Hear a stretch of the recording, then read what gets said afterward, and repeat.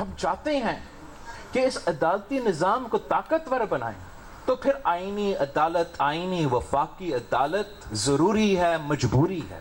हम आईनी अदालत बना के रहेंगे ताकि किसी और वज़ीर आज़म को तख्ते-तार पे ना चढ़ाया जाए।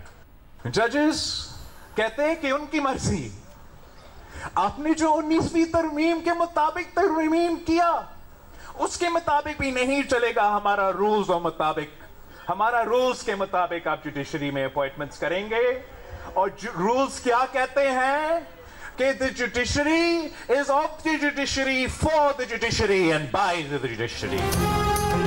आईनी अदालत जरूरी है, मजबूरी है। आईनी अदालत बनाकर रहेंगे ताकि किसी दूसरे वजीर आजम को तख्तादार पर ना चढ़ाया जा सके। Chairman Pakistan Peoples Party Bilawal Bhutto Zardari का दो टोक मौकफ। सिंध हाई कोर्ट बार से खिताब में कहा, 19वीं आईनी तरमीम सुप्रीम कोर्ट की धमकी की वजह से लाना पड़ी। 18वीं तरमीम में जजेस के तकर्रुर का वो तरीका बदलना पड़ा जो पूरी दुनिया में राइज है। अमेरिका में पूरी पार्लियामान जजेस के तकर्रुर का फैसला करती है।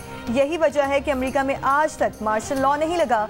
आइन साजी और कानून साजी अदलिया के जरिए नहीं हो सकती। 63 का जब फैसला किया जा रहा था तो बताएं किसी ने आइन पढ़ा?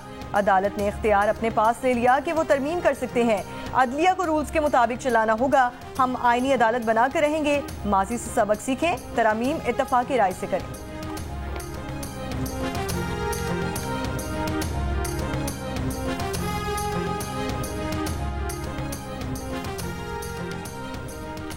बिलावल भुट्टो जरदारी ने कहा वो ना अदलिया की सियासत का शिकार होंगे और ना ही वकला की सियासत का। उनके लिए चीफ जस्टिस काजी फायज ईसा और जस्टिस मंसूर अली शाह दोनों काबिल एहतराम हैं।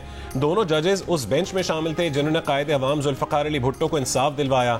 जज की उम्र की हद के मामले पर तमाम सियासी जमातों के इत्तफाक़ राय जरूरी है। उनकी राय यह है कि आईनी अदालत के जज की उम्र देखने के बजाय मुद्दत मुकर्रर की जाए।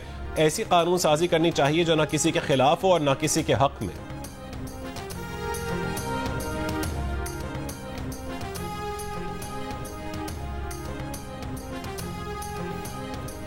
सुप्रीम कोर्ट ने इलेक्शन कमीशन को पंजाब में इलेक्शन ट्राइब्यूनल्स बनाने की हिदायत कर दी। पंजाब इलेक्शन ट्राइब्यूनल केस का फैसला महफूज। चीफ जस्टिस ने ज़बानी हिदायत देते हुए कहा कि मुख्तसर फैसला आज जारी नहीं हो सकेगा। इलेक्शन कमीशन आईनी इदारा है, आज ही से ट्राइब्यूनल्स के नोटिफिकेशन के काम का आगाज करे। कोई तनाज़े आएगा तो हाई कोर्ट हल करेगा। सलमान अकरम राजा ने कहा कि हाई कोर्ट जजेस के नाम दे तो इलेक्शन कमीशन को इनकार पर ठोस वजूहात बतानी होंगी, जिस पर चीफ जस्टिस काजी फायज ईसा ने कहा कि हम अदालती फैसलों पर इंतजार करें या आइन पर। मुझे सरोकार नहीं कि किसी जज ने क्या फैसला दिया, हम इलेक्शन कमीशन से आइन पर पाबंदी करवाएंगे। जस्टिस शकील अब्बासी बोले, हाई कोर्ट समेत तमाम जजेस काबिल एहतराम है। इलेक्शन कमीशन क्यों ट्राइब्यूनल्स की तश्कील में इतनी दिलचस्पी ले रहा है? हाई कोर्ट की मुशावरत से जो नाम आए हैं उसके मुताबिक मामला खत्म होना चाहिए। मर्जी के जजेस ट्राइब्यूनल्स में शामिल करना दुरुस्त तरीका नहीं।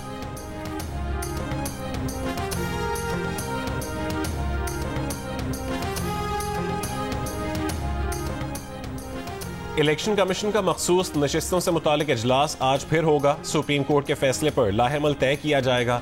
ज़राए के मुताबिक तफसीली फैसले पर इलेक्शन कमीशन का मौक़िफ़ है कि इलेक्शन कमीशन को मुकम्मल तौर पर नाकारा कर दिया गया है।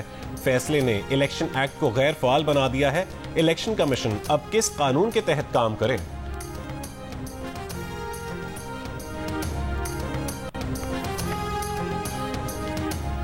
सुप्रीम कोर्ट का आइन के आर्टिकल 187 के तहत मुकम्मल इंसाफ करने का इख्तियार मसन्मा है, मगर मुतासरा फरीक सामने ना होने के बावजूद मुकम्मल इंसाफ के इख्तियार के इस्तेमाल से एक दूरस और ख़तरनाक नज़ीर कायम होगी।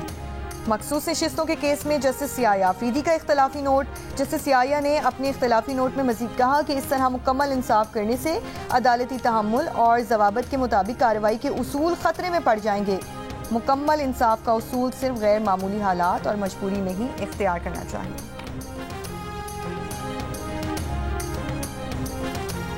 गवर्नर पंजाब ने मंजूरी नहीं दी, लेकिन वजीर आला पंजाब ने 7 वाइस चांसलर्स की तकर्रुरी कर दी। गवर्नर पंजाब का सूबे की 13 यूनिवर्सिटीज के वाइस चांसलर्स की तकर्रुरी वजीर आला पंजाब की मर्जी से करने से इनकार। तकर्रुरी की सिफारिशात मुस्तरद करके वापस भेज दी। एतराज किया कि वाइस चांसलर के पैनल बनाने का अमल ठीक नहीं था, सेहतमंद मुकाबला देखने में नहीं आया। वजीर आला की जानिब से पैनल भेजा तो जा सकता है लेकिन सिलेक्शन नहीं की जा सकती। वाइस चांसलर मुकर्रर करने का इख्तियार गवर्नर का है। वजीर आला हाउस का मौक़िफ़ है कि वाइस चांसलर के पैनल बनाने में शफाफियत थी। काबीना की मंजूरी के बाद सिलेक्शन की गई।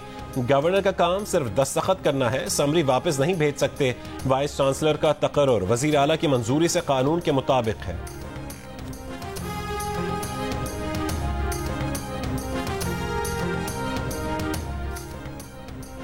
वज़ीर आज़म शहबाज शरीफ अक़वाम मुत्तहिदा के इजलास में शिरकत के लिए न्यूयॉर्क पहुँच गए। 27 सितंबर को जनरल असम्बली से खिताब करेंगे। शहबाज शरीफ आज सेक्रेटरी जनरल अक़वाम मुत्तहिदा अंतोनियो गुतेरेस के इस्तकबालिये में शिरकत भी करेंगे और मुख्तलिफ ममालिक के सरबराहों के साथ गैर रस्मी मुलाकात भी होगी। वज़ीर आज़म जनरल असम्बली इजलास की इफ्तिताही तकरीब में शिरकत करेंगे। वज़ीर आज़म की मालदीव के सदर मोहम्मद मुइज़्ज़ो से मुलाकात भी होगी। वफाकी वज़ीर ख्वाजा आसिफ अतातारर, खालिद मकबूल सिद्दीकी और मावन खुसूसी तारिक फातिमी भी वज़ीर आज़म के हमरा वफ़द में शामिल। बानी पीटीआई के मिलिट्री ट्रायल का फिलहाल कोई फैसला नहीं हुआ। इस्लामाबाद हाई कोर्ट में एडिशनल अटॉर्नी जनरल का बयान, कहा कि ऐसा कोई फैसला हुआ तो कानूनी तरीका कार अपनाया जाएगा। मिलिट्री ट्रायल का फैसला हुआ तो पहले सिविल मजिस्ट्रेट के पास दरखास्त जाएगी। एडिशनल अटॉर्नी जनरल के बयान पर जस्टिस मियां गुलशन औरंगजेब ने बानी पीटीआई की मुमकिना मिलिट्री हिरासत और ट्रायल रोकने की दरखास्त निपटा दी।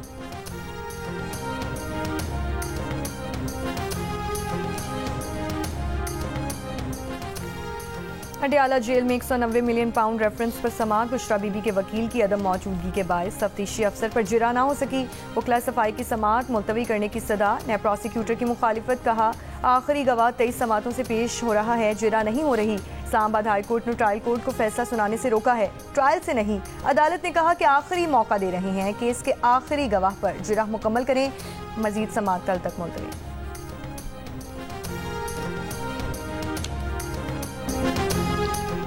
कराची के इलाके गडाप में डकैती मुजाहिमत पर फायरिंग से पुलिस ऑफिसर और एहलकार जख्मी। मुलजिमान पैसे, मोबाइल फोन, सरकारी असलहा भी छीन कर फरार। पुलिस के मुताबिक दोनों पुलिस एहलकार सादा कपड़ों में थे।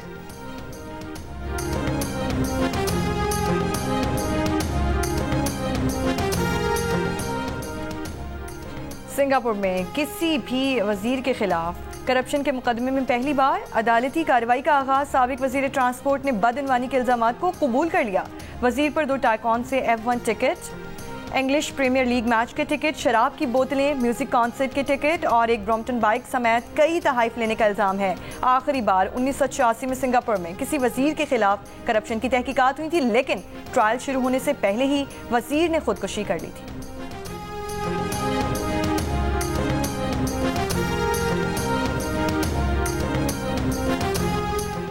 इसराइली फौज की बेघर फलस्तीनियों की पनाहगाहों पर बमबारी। गुज़िश्ता 24 घंटों में मज़ीद 24 से ज़्यादा फलस्तीनी शहीद कर दिए।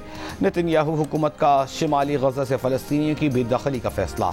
शिमाली गजा को फौजी इलाका बनाने की हिकमत अमली तैयार कर ली। बरतानवी वज़ीर ख़जाना की तकरीर के दौरान फलस्तीनी हामी शख्स का इसराइल को हथियारों की फ़रोख्त बंद करने का मुतालबा। मकबूजा फ़लस्तीनी इलाकों में जंग जारी रहने के आलमी नताइज होंगे। गजा में फौरी गैर मशरूत जंग बंदी की जाए। अक़वाम मुत्तहिदा एजेंसियों के सरबराहान ने अक़वाम मुत्तहिदा जनरल असम्बली इजलास में मुतालबा कर दिया।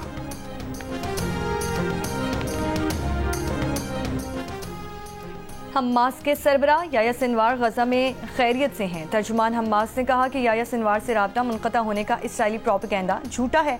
इसराइल झूठी खबरें फैलाकर फ़लस्तीनी अवाम के हौसले तोड़ना चाहता है।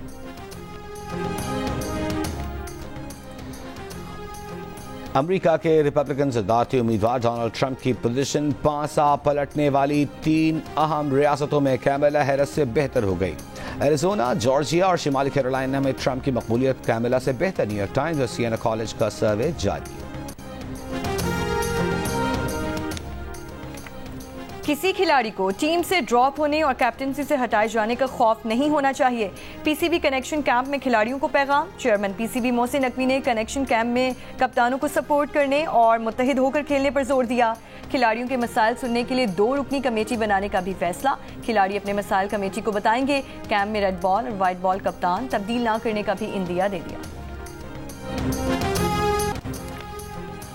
पाकिस्तान के अरशद इकबाल भारत के मलकीत सिंह को हराकर वर्ल्ड 6 रेड स्नूकर चैंपियनशिप के फाइनल में पहुंच गए। अरशद इकबाल ने बेस्ट ऑफ 11 में भारतीय हरीफ को एक फ्रेम भी ना जीतने दिया। स्ट्रीट फ्रेम्स में 6-0 से हरा दिया। चैंपियंस वनडे कप क्वालिफायर्स में मोहम्मद रिजवान की मारखोर की शादाब खान की पैंथर्स के खिलाफ बैटिंग जारी। आज की फाते टीम बराह रास्त फाइनल में जाएगी। हारने वाली टीम लायंस और स्टैलियंस के दरमियान होने वाले एलिमिनेटर्स की फाते टीम से जुमे को मुकाबला करेगी। इवेंट का फाइनल इतवार को खेला जाएगा। चैंपियंस कप के मैचेस जियो सुपर से बराह रास्त नशर किए जा रहे हैं।